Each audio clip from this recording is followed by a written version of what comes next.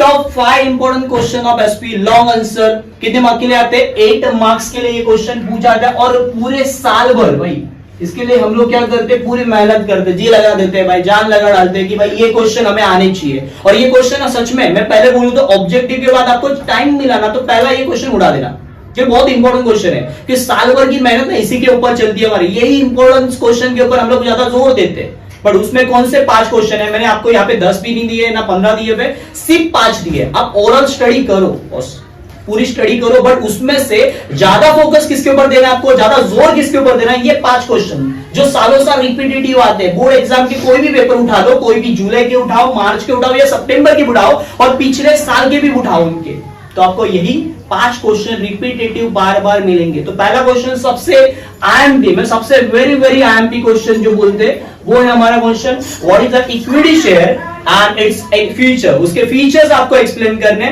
बहुत अच्छा sorted question है, जितना भर सकते हो उतना भर लेना। मैं सच में होता है ये क्वेश्चन ना अटेम्प्ट कर लेना, पहला आपको मौका मिला ऑब्जेक्टिव के बाद ये पहला क्वेश्चन अटेम्प्ट कर लेना, तो आपका आधे से ज्यादा कम क्या हो जाएगा, कम हो जाएगा, टेंशन कम हो जाएगा। दूसरा, बार बार रिपीटेटिव क्वेश्चन पूछा गया है, what are preferential and explain its types.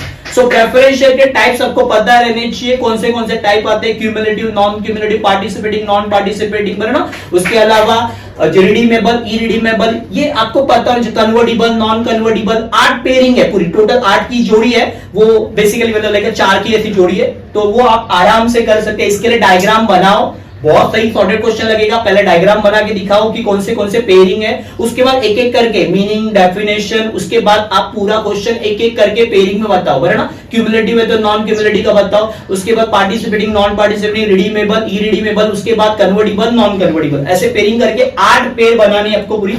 उसके बाद और एक क्वेश्चन जो टाइप्स के ऊपर ही है, what is a debenture, explain different types of debenture, ये भी क्वेश्चन है। Register, bearer debenture, okay. उसके बाद convertible, non convertible, redeemable, irredeemable, ये भी आप कर सकते हो। ये भी बहुत सॉर्टेड क्वेश्चन है, इसमें भी आपको क्या करना है, चार्ट ही बनाना है, टेबल बना लो पहले, उसके बाद एक एक करके एक्सप्लेन कर लो, क्योंकि आपको पॉइंट्स पहले पता रहने चाहिए, कौन से हेडिंग्स आते हैं उसमें।